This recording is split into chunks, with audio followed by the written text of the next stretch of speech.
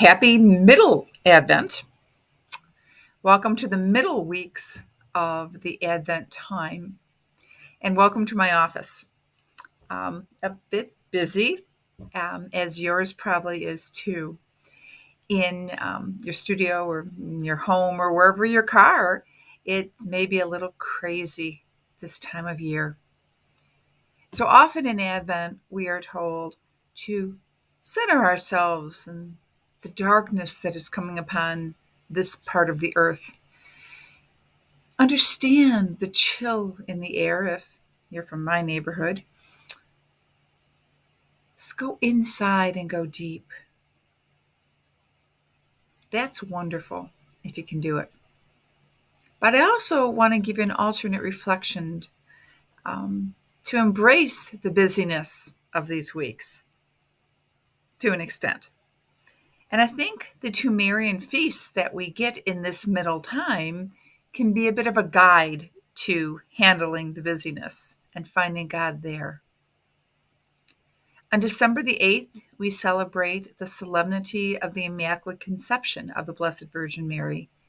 And of course, on December 12th, we celebrate Our Lady of Guadalupe.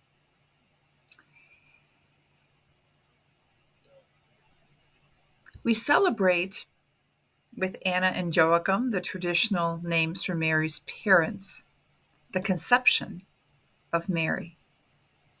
They find out they're going to have a baby. They don't know it's a girl, of course. They don't have all that testing that we have. And the excitement and the concerns and the preparations to have a baby are what parents do. The anxiety and the hopes all wrapped up together. And then she's born. They will raise her up to learn all the things a girl of her age and time is going to need to know. And they raise her up especially to know the Lord, to be able to hear God's voice, to grow in holiness. And when the time comes and the angel comes to her and asks her to do this unbelievable, amazing thing, to be the mother of the Lord, she's able to respond, I am the handmaid of the Lord. Let it be done to me according to your will. Tell God I say yes. Now, centuries later, we get this big theology called the Immaculate Conception. And it's wonderful. It's very helpful to spend some time actually looking at that theology of the whole thing. But it all begins in the normalcy of life. Her parents didn't know anything about this craziness God had planned. Who would have thought that God would become one like us in all things but sin? They just knew they were having a baby.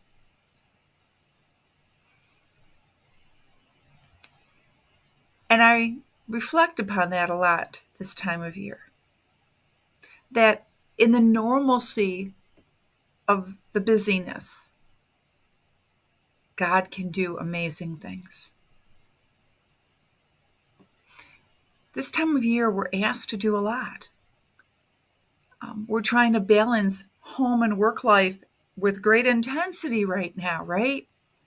On one hand, you may be concerned about presents, whether they're online or in the stores, and wrapping and concerts and seeing your little kindergarten niece sing her solo, as well as getting your own ensembles ready, right? Who's really going to show up for which mass? Do I have enough C instrument parts ready? How are these voices going to blend with who's really coming? And do we have anything extra we can add? Because, well, Christmas is important. And so are all those extra rehearsals. And yeah, they can be exhausting and they can be frustrating. And sometimes we are on our last nerve. And that's when I encourage us to stop for a second and remember that it's not the busyness that's the problem. The issue is allowing the Lord into the busyness, into the doing, into the planning, into the trying to get that download of that one piece of music you forgot to order 2 months ago. this is where God is also found, in the normalcy of our lives. And this time of year, well, it's filled with all of this extra that you don't find in July. It can be a center of holiness for us, because God can take this busyness and is making something of which we don't know. Oh, certainly not what happened to Mary. That's a once in a humanity's world thing. But God still uses what we do to transform the world. We may not even know it. Maybe this is the time of year that you make that cookie that is only made this time of year because you know your brother loves it and no one else is going to make it but you. And so you get up early to get that butter softened, and you're trying to balance what's in the oven and what is cooling and what is in the mixer, and it's exhausting. But even as the years go by, they know how much love you have shown by being exhausted for them. They see God in the baking and in the wrapping. How many of us have driven around looking at Christmas lights and we know it's exhausting and tiring and up and down ladders and untangling and all those normal things that then allow for the beauty to come forward? I would suggest that we allow for the busyness done in the Lord, to remember that all of this and discern with all of this is where God is going to come into our lives and allow the love to flow through us into other people's lives. And yes, all those rehearsals, and yes, all the music organizing matters. Matters. When the Virgin appeared to Juan Diego, he was in the middle of his life too. And while there's so much to that story and how deeply loved it is, one of my favorite parts of the story is that Mary does come to him in the midst of busyness and asks him to do something for her. And she comes not as a stranger, not looking like a Middle Eastern queen, but more like him. Darker skin, darker hair, and she reveals she is the Virgin. And she reminds him to listen and to understand that she is there, that God is there. In the midst of the difficult political situation of the time, and the oppression and the poverty, that God is there.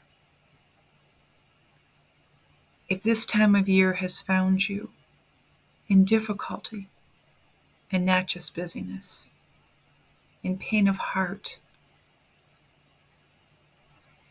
in my life, I remember it was one Advent I spent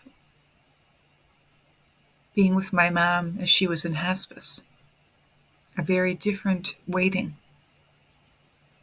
If you find yourself without someone you love this year, if your own health is not where you wish it was this year, in this piece of how your life has evolved for this year, then hear the Virgin of Guadalupe's words and take them to heart. For it's in this piece of your life that God is here. And however we are living it, God is here. We are never lost and never alone. In the busyness and the joy, in the sadness and in the struggle, Mary becomes our model and a witness to the love of God. So however your life is this year, let your prayer be filled with the love of God,